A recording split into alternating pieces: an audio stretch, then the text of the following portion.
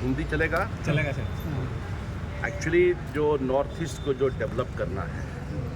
और north east को जो एक नया आयाम पर लेके जाना है,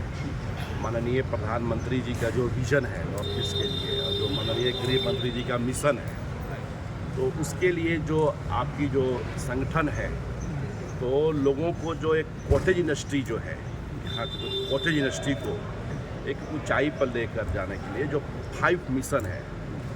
child trafficking free north east, नशा मुक्त युवा, वुमेन एम्पावरिंग,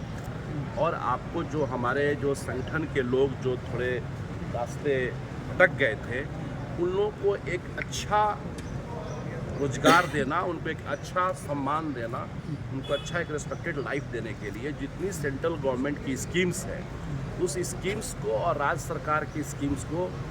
साथ में मिलाकर और उसको नए आयाम देने के लिए मैं एक छोटे से कड़ी के रूप में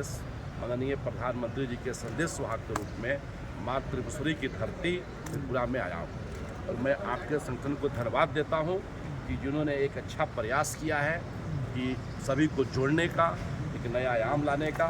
मैं इन लोगों को भी बहुत बहुत धन्यवाद देता हूँ।